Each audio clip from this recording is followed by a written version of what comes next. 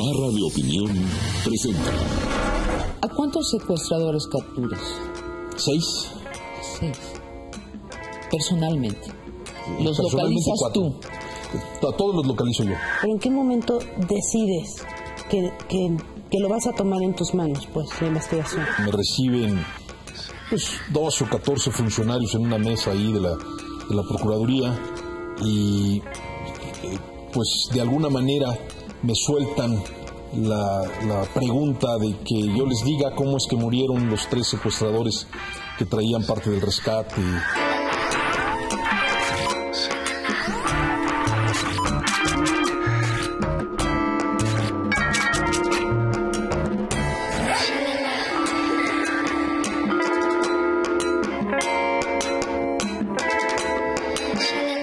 Hola. Hola, ¿cómo estás?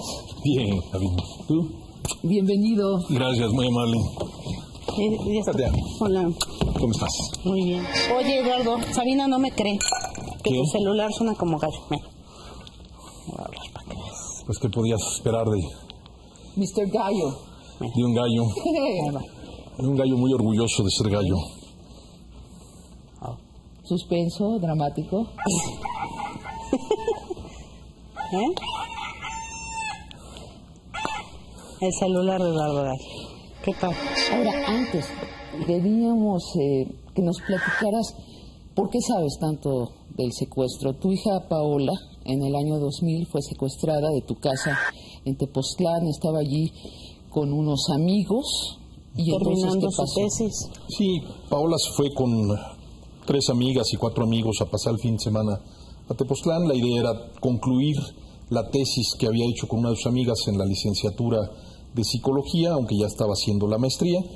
¿Cuántos años tenía Paola? 25.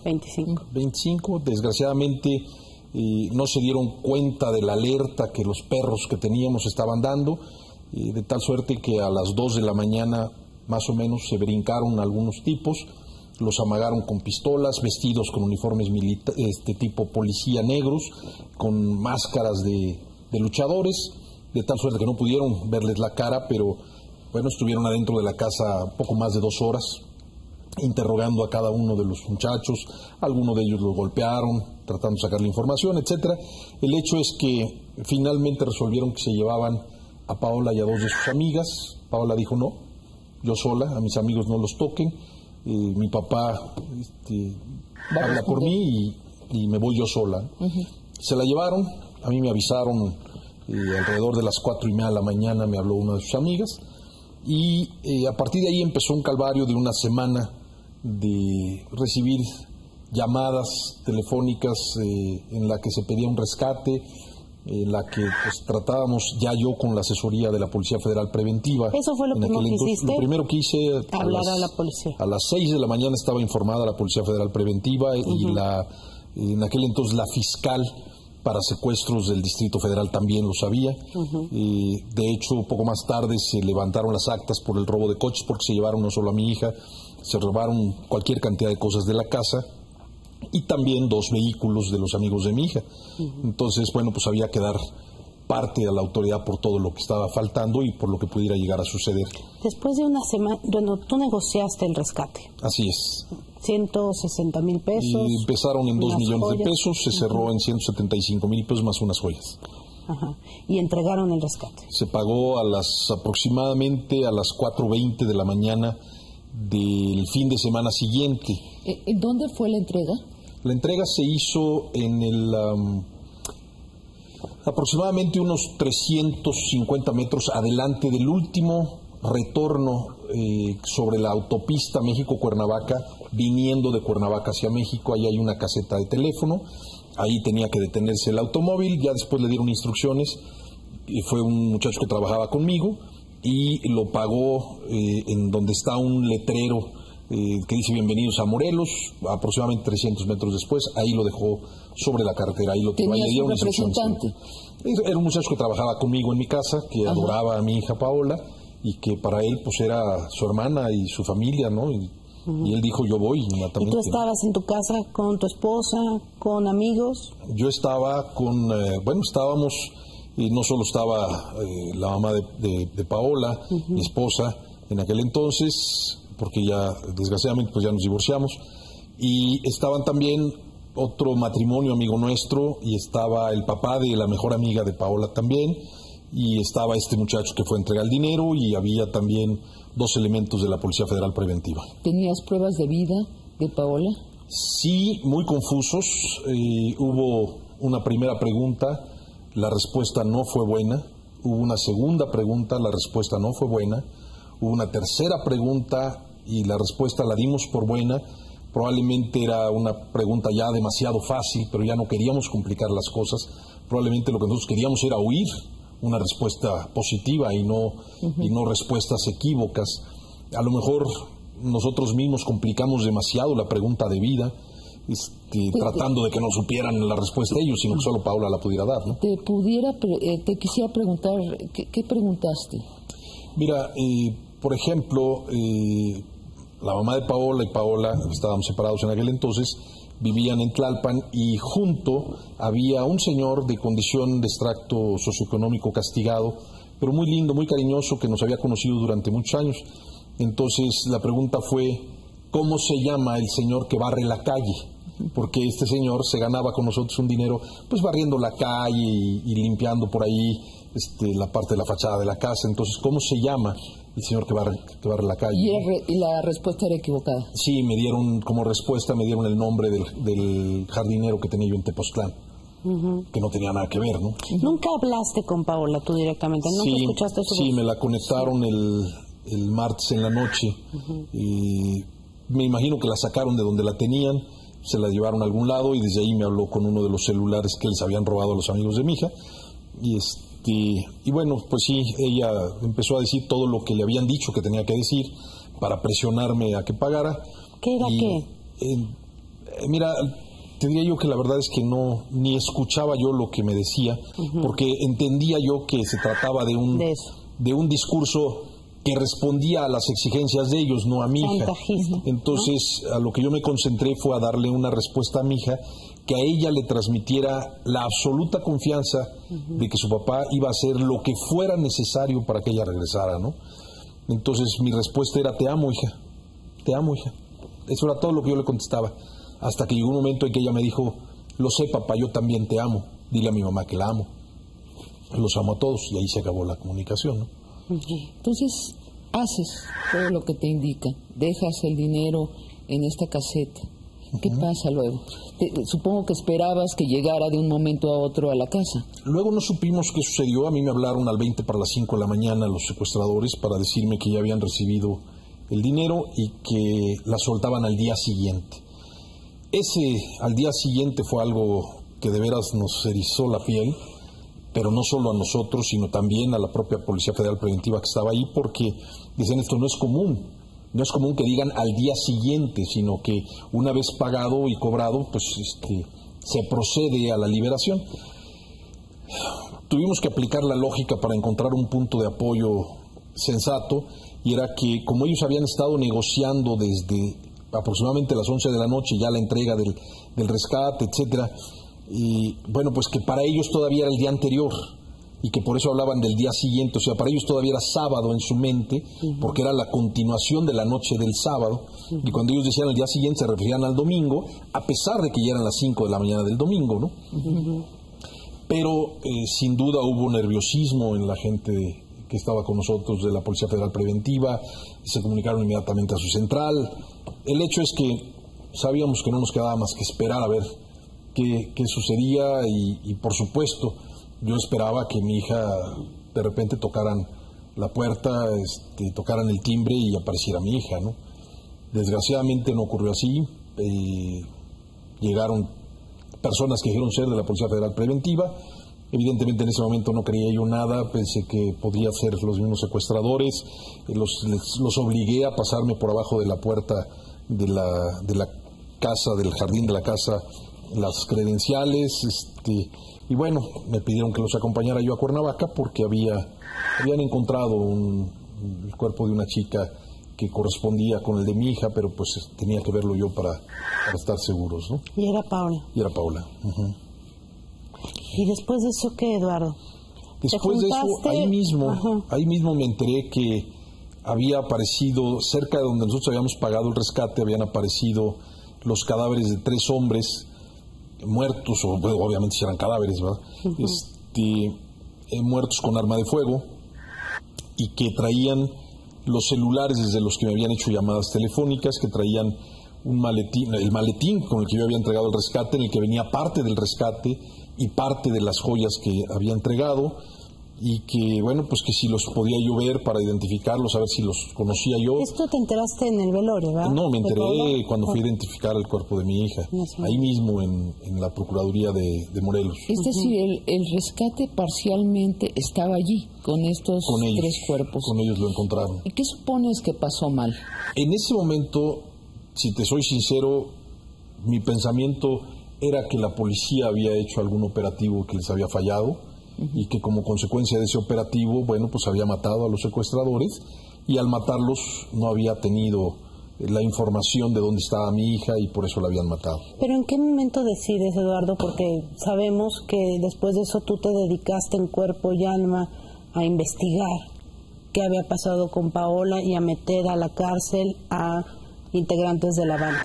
Pero ¿en qué momento decides que lo vas a tomar en tus manos, pues, la investigación? Yo creo que uno de los puntos que detona mi sentir de que no iban a hacer nada es precisamente cuando, después de velorio, voy a Morelos, a la Procuraduría, y me reciben pues 12 o 14 funcionarios en una mesa ahí de la Procuraduría, y pues de alguna manera me sueltan la pregunta de que yo les diga cómo es que murieron los 3 secuestradores que traían parte del rescate, lo cual pues evidentemente me... ¿Cómo crees tú? Sí, que cómo creía yo que yo les platicara cómo habían muerto, ¿no? O sea, te estaban entonces inculpando. Dije, obviamente brinqué como acostumbro brincar, con el alma, manoteé encima de la mesa, les menté la madre a todos juntos, les dije hasta lo que se iban a morir, porque me estaban de alguna manera buscando incriminar en algo en lo que no tenía yo nada que ver, con tal de no hacer una investigación. Para ellos lo más fácil era decir, bueno, pues usted tiene culpa. Pues entonces mi respuesta fue contundente, de mandarlos al diablo.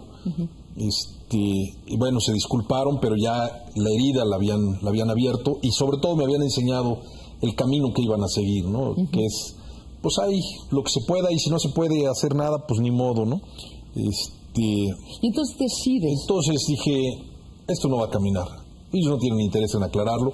Veo al procurador, la respuesta también es ambigua. Veo al gobernador, manda a traer al procurador, y dije, mira, esto es perder el tiempo. Ninguno de estos tipos quiere que las cosas se resuelvan, ninguno de estos quiere que se aclare. Entonces decides tomar la investigación en tus manos, dejas de trabajar, te dedicas tiempo completo a esto. ¿Tenías algún entrenamiento? No, ninguno. Como policía, detective. Ninguno, aunque de hecho, desde que mi hija estaba secuestrada, yo estuve interpretando para la Policía Federal Preventiva la información, porque yo conocía muy bien Tepoztlán, yo caminaba todos los fines de semana a las veredas, y entonces me empezaron a platicar de los secuestros anteriores que ellos conocían, y les hice toda una ruta de por dónde podían haber llegado, dónde podía haber una de las casas de seguridad, que coincidió con la zona que yo estaba determinando.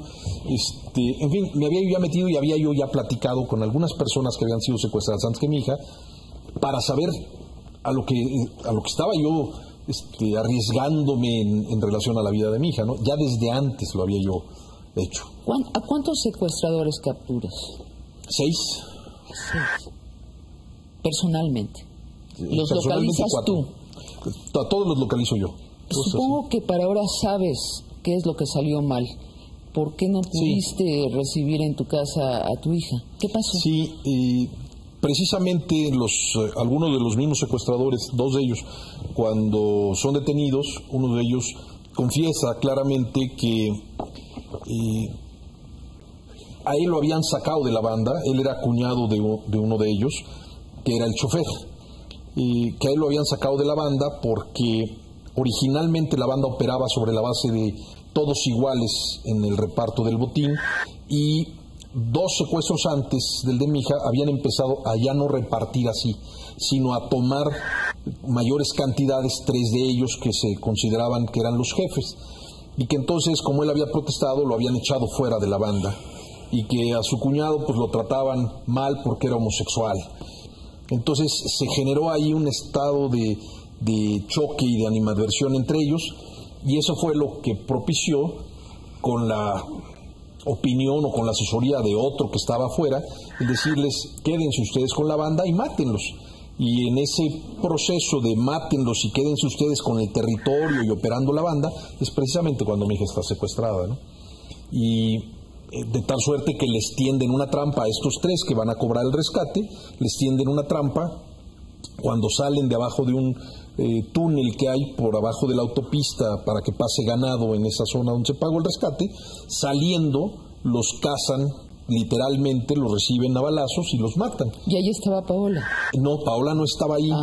Y ahorita te explico esa parte. Los matan, pero ahí aparecen otras gentes, también otra vez del EPR y del ERPI, pertenecientes a una familia perfectamente identificada como miembros de la guerrilla. Y entonces, bueno, pues ellos son los que hacen básicamente el operativo con aquel que habían expulsado de la banda y los matan. Y el cuñado, que era el chofer de la banda, es enviado a sacar a mi hija en donde está, porque quien la está cuidando es precisamente un cuñado de uno de los que mataron. Entonces ellos saben que, por ser de Guerrero, se acostumbra a cobrar ojo por ojo y diente por diente, de tal suerte que si ese tipo se enteraba que ellos habían matado a este sujeto que era su cuñado, entonces pues él iba a cobrar venganza. Entonces la idea que ellos expresan era: así como sacan a mi hija, cuando se la llevan para soltarla, Anselmo, que era el chofer de la banda, tenía que matar al que estaba cuidando a mi hija para poder liberar a mi hija y que no fuera a haber una venganza contra ellos mismos. Nada más que pues no contaron con que Anselmo, con su problema de preferencia sexual, no tenía el carácter suficiente para imponerse a un asesino de la Sierra de Guerrero, y ese mata a mi hija antes de que otra cosa suceda, porque ahí le dicen que la policía, que yo tuve la culpa, que hubo un operativo, que llegó la policía y que hay que matar a Paola, ¿no? Y dejan tirado el rescate. Dejan tirado todo y bueno, matan estúpidamente a mi hija, ¿no? O sea, es todo un... Mira, yo no creo en la casualidad, yo creo que todo se va sincronizando y simplemente, bueno, pues mi hija no iba a regresar nunca, ¿no? No importa lo que hiciéramos, porque nadie podía tomar en consideración todo este problema, ni nadie se hubiera imaginado todo este problema de la banda. Pues no queda más que decir, fue toda una desfortuna. Mi hija tenía 1 año de no ir a Tepoztlán y fue simplemente para ser secuestrada y asesinada, ¿no? Así fue la historia. Supongo que estás en contra de la pena de muerte. No estoy en contra de la pena de muerte. Hoy ya no. En aquel entonces sí, sin duda. ¿Y por qué ahora cambiaste? ¿Te parece? Porque el sistema que tenemos, el sistema penal que tenemos, es un sistema que está diseñado para poner en libertad a los delincuentes, para entorpecer toda la impartición de justicia, no solo para demorarla, para entorpecerla a tal grado que no exista justicia. ¿Por la corrupción? Por la corrupción, por cómo están diseñados, por los plazos. Aquí los delincuentes apuestan al tiempo, y sus abogados con más razón. Ellos saben que cualquier asunto, la víctima no va a aguantar, ya no te digo 10 años de estar yendo al juicio. No va a aguantar 2 años, no va a aguantar tal vez ni 1 año, probablemente ni 2 meses. ¿Por qué?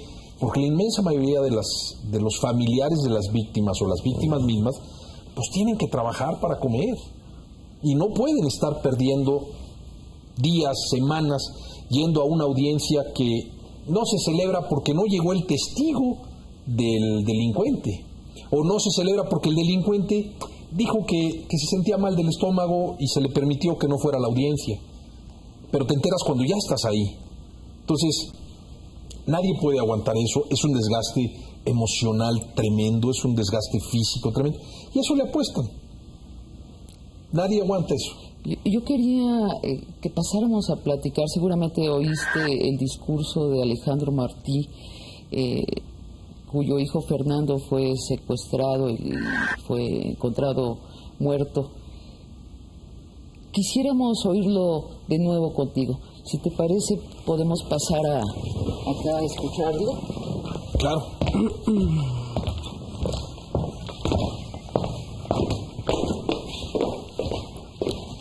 Por favor. Gracias.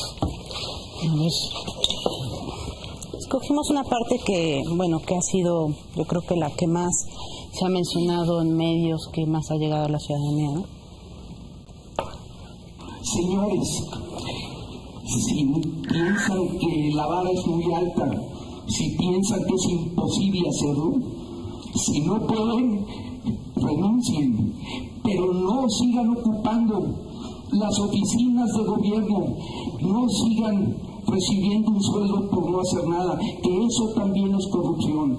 Nuestro país está lleno de jóvenes recién egresados de las universidades que requiere el trabajo de ustedes y que estaría gustoso con todo el entusiasmo de gente joven y limpia, nueva y no maleada, de hacer el trabajo que ustedes no están haciendo. ¿Qué opinas, Eduardo? Si no pueden, que renuncien.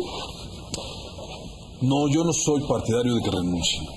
Yo creo que parte del problema que estamos viviendo en el país es que nunca hay responsables de nada. Nunca se le finca responsabilidad a nadie. O sea, que no solo renuncien. Ni el presidente es responsable, y esto lo digo y voy a ir de arriba hacia abajo. Cuando el presidente dice, me sumo al reclamo social, es que el reclamo social es contra él, por lo que no está haciendo. ¿Cómo que se suma? O sea, se suma contra sí mismo, entonces responsable. Claro. Pero no pasa nada. Hace 11 años, Zedillo dijo, vamos a depurar las policías. Fox lo volvió a repetir. Ahora lo volvemos a decir en un pacto firmado el 21 del mes pasado. Vamos a depurar las policías. Y los que no las depuraron, y los que tenían que haberlas depurado y no lo hicieron, los que tenían que haber hecho un trabajo y no lo hicieron. ¿Qué propones tú? Bueno, esos, yo no estoy de acuerdo con que renuncien. Yo creo que hay que procesarlos.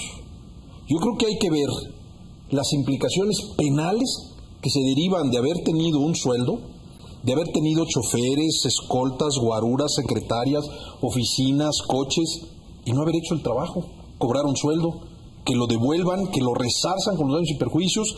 Vamos tipificándolo de aquí en adelante como delito el no hacer el trabajo para el que eres contratado, y que en todo caso, cuando menos en la Secretaría de la Contraloría Federal, Estatal, Municipales, se les procese y se les inhabilite para volver a ejercer un cargo de responsabilidad que no saben asumir.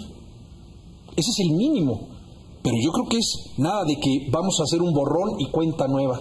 No. A mí me rinden cuentas del pasado, ¿no? Sí. Es que no puede ser. Esto ya no es el decir, bueno, fue un contrato entre particulares. No. Aquí estamos hablando que la razón esencial de la existencia del Estado es otorgar seguridad a los ciudadanos. Y es lo que no nos ha dado el Estado. ¿Y nadie hay responsable? En tu visión de hacerlos responsables a los funcionarios públicos que no funcionen, ¿quién dice no están funcionando? Nosotros, los ciudadanos, cuando hemos vivido precisamente este flagelo, y me refiero a los supuestos. Pero ¿cómo los ciudadanos? Porque suena muy abstracto, somos 100 millones, más de 100 millones. Sí, bueno, está el plan del Instituto Ciudadano, el Observatorio Ciudadano, como sea que lo quieran llamar ahora, ¿no? Antes de ese instituto o ese Observatorio Ciudadano, ya teníamos claramente los indicadores que los han venido desarrollando y que han venido haciendo las encuestas las distintas organizaciones de la sociedad civil, México Unido, el INCIDE, hay varias en las que está determinado técnicamente que el 98% de los delitos que se cometen en este país no son perseguidos.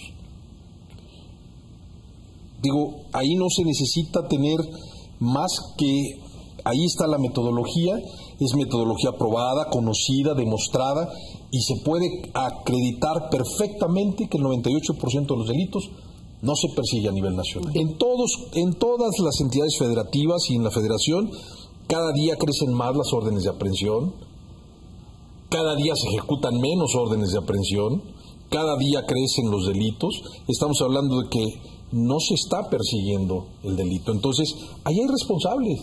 El problema en el que estamos hoy en día inmersos no es obra de la casualidad, es obra de la causalidad de lo que no estamos haciendo. La causa es que no estamos persiguiendo el delito, que las instancias de seguridad no están haciendo su trabajo para prevenirlo. Y las de impartición de justicia no están impartiendo, y las de readaptación social no están readaptando a los delincuentes. Oye, esas son las penas causas. Más altas, como propone el presidente, sirven, ¿no? es pan y circo. Este tema se discutió en su origen con Felipe Calderón desde que él era candidato a la presidencia de la República, en el que le decíamos precisamente en alguna reunión que tuvo con nosotros, con México Unido, que de nada servía el subir las penas, que lo que había que hacer era perseguirlos y detenerlos. Sí, está probado que no sirve. Si no los detienes, yo le decía, caramba, lo que necesitamos es la prisión efectiva. No importa si les damos 10 años, pero hay que detenerlos.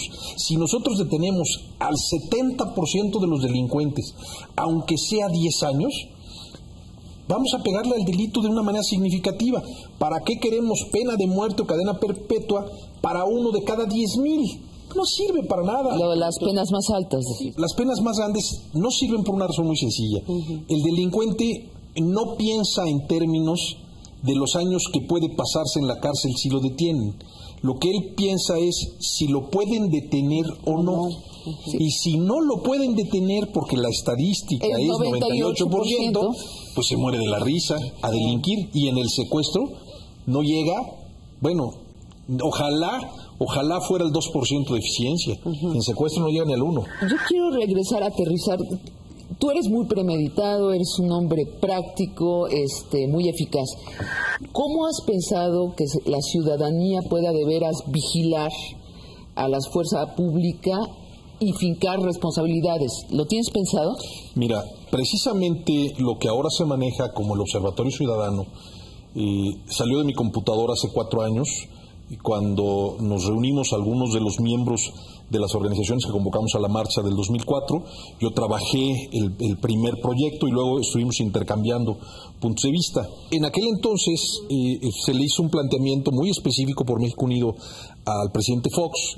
El presidente Fox primero dijo no, finalmente en alguna otra reunión dijo sí, está bien, tienen razón, mientras no sea un elefante blanco, estoy de acuerdo con ustedes, y háganlo de tal forma que pueda certificar a las organizaciones o a los grupos o a las instituciones de seguridad y justicia, y les doy el apoyo.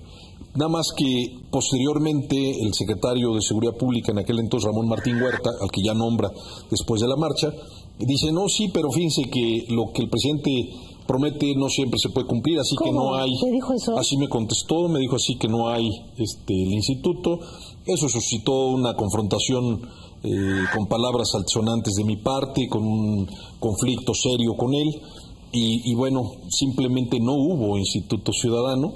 Se creó el Consejo Ciudadano de la Secretaría de Seguridad Pública, en la que se invitó, sí, a mucha gente que pertenece a la sociedad, pero que no tiene remota idea de lo que son los problemas de seguridad y justicia.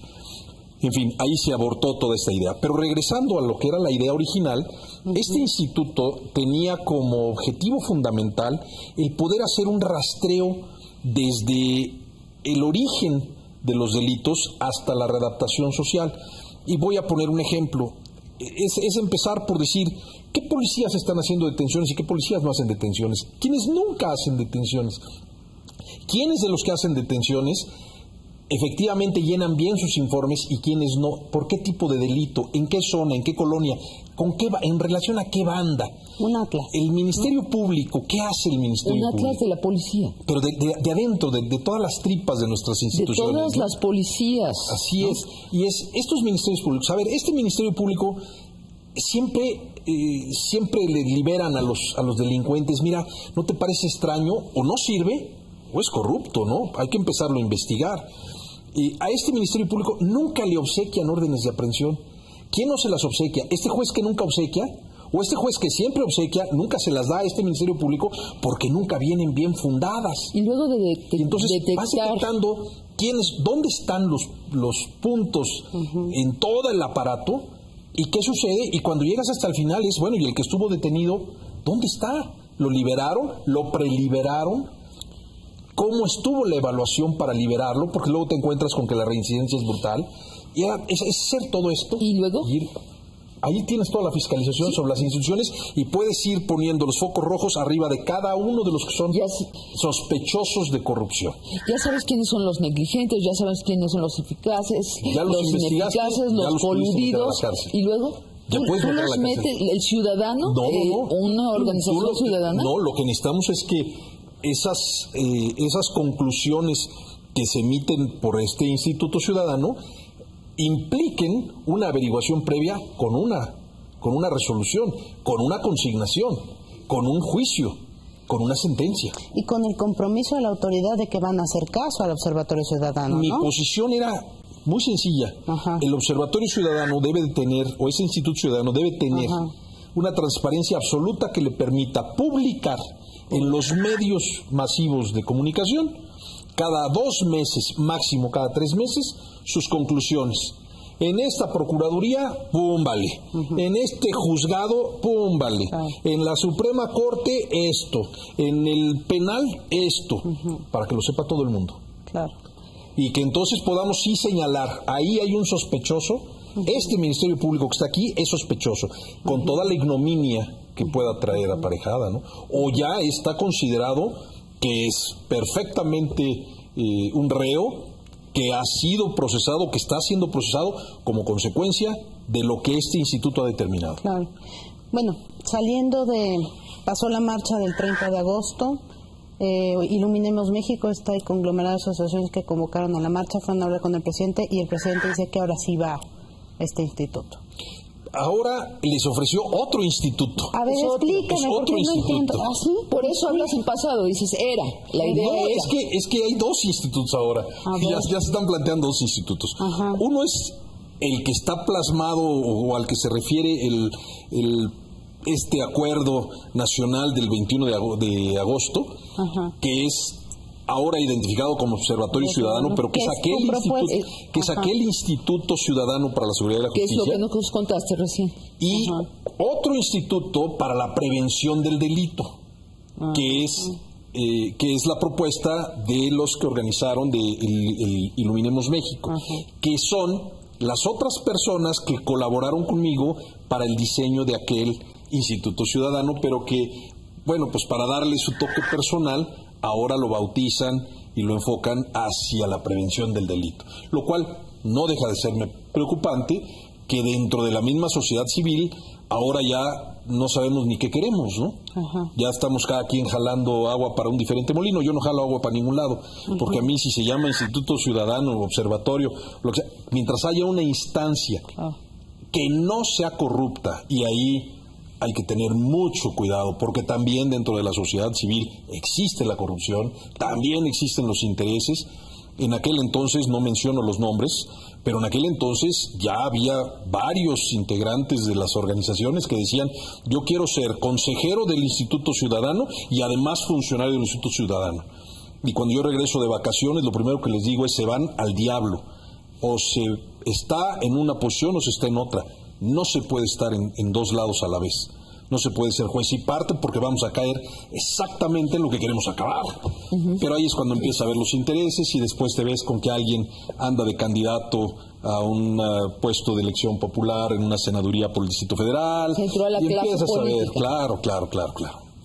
Desgraciadamente los intereses también existen dentro de la sociedad civil, ¿no? Ok, muy bien. ¿Tienes hambre? Tengo chiles en nogada. Riquísimos. Ok. Siéntate, Rafa. Gracias.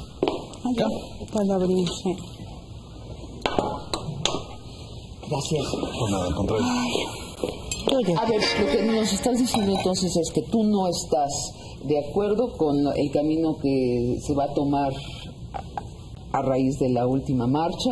O sea, tú quisieras eso que nos dijiste. Mira, yo estoy muy abierto mientras haya una instancia que pueda ver lo que está sucediendo. Para mí lo más importante no es si es 1 o 2, sino quiénes van a estar en ese instituto o en ese observatorio, cuál va a ser su mecánica de trabajo. Todo estaba establecido ya en aquel entonces que lo trabajamos, pero ver que funcione, ver que sí esté trabajando esto, ver que sí estemos en presencia de representantes en toda la extensión de la palabra de la sociedad. Y yo creo que es fundamental, y lo digo con pleno conocimiento de lo que estoy diciendo, que haya víctimas en ese instituto a nivel de consejo, porque las víctimas tenemos una gran diferencia con quienes no son víctimas y que son estudiosos. Las víctimas tenemos el dolor aquí adentro que nos hace aferrarnos a que las cosas tienen que ser diferentes de como han venido siendo. Mientras que el estudioso pues es más frío, lo ve más aisladamente, desde un plano más objetivo. Entonces, cuando tú tienes víctimas involucradas, garantizas más una transparencia, garantizas más una honestidad en lo que está manejando este instituto, que cuando tienes personas que, bueno, lo están haciendo como un modus vivendi, ¿no? Eso no debe ser modus vivendi para nadie. ¿Qué más debiéramos estar exigiendo? Hay muchas cosas que no están en el pacto. ¿Qué debería estar? La autonomía del Ministerio Público. Es esencial. Es esencial. No está la independencia económica ni del Ministerio Público ni del Poder Judicial. ¿Por qué? Explícanos por qué deben ser autónomos, en pocas palabras. Mira, el Poder Judicial tiene que ser autónomo porque precisamente si partimos de la Constitución tenemos una república que tiene 3 poderes, el Ejecutivo, el Legislativo y el Judicial. Entonces, si el Judicial no es un poder independiente en términos económicos, y cuando digo independiente alguien va a decir, oye, sí lo es, porque tiene un presupuesto, sí, pero el dinero se lo entrega al Ejecutivo. ¿Pero por qué y es lo importante nombra que sea autónomo?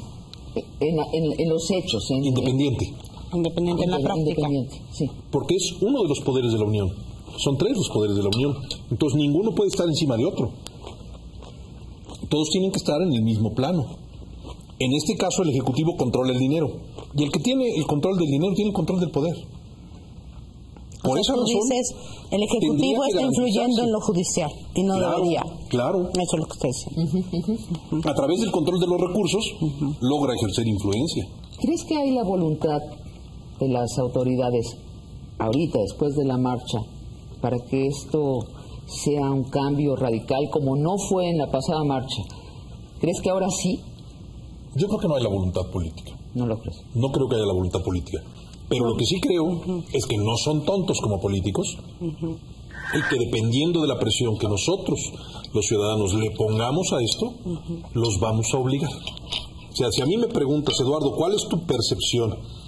¿Se puede modificar el sistema penal? No.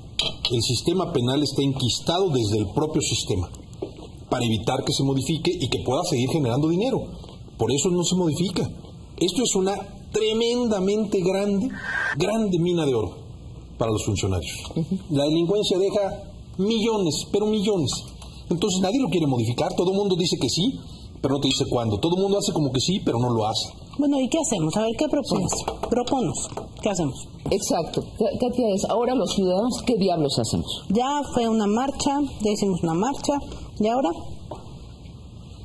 Ahora tenemos que evaluar que efectivamente estén haciendo el trabajo y yo creo que tenemos que ir obligándolos a recortar los plazos. Yo lo comentaba el otro día, lo que tenemos que hacer incluso es llegar a tener algún programa ciudadano donde podamos sentarnos y decir, esto está, la verdad, está así, esto no está avanzando y empezar a señalar a los funcionarios y cuando esos funcionarios quieran seguir trabajando, pues impidamos que sigan trabajando porque no están trabajando. Un programa de televisión semanal. Algo que nos permita que llegue a todo México la información de qué es lo que está sucediendo, de que quienes estamos metidos allá adentro tengamos la obligación de informar y se vuelva transparente para que todos los mexicanos ahora sí estemos viendo lo que está sucediendo.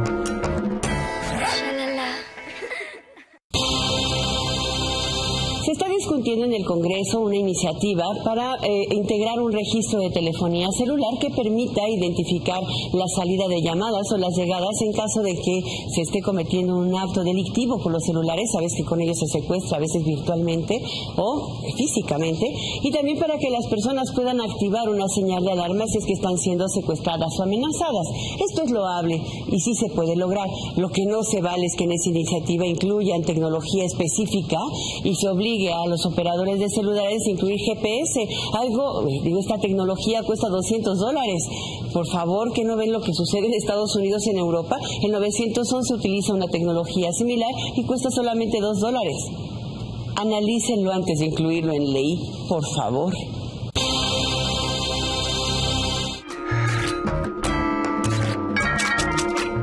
Eduardo, ¿qué opinas de esta declaración reciente del presidente Calderón?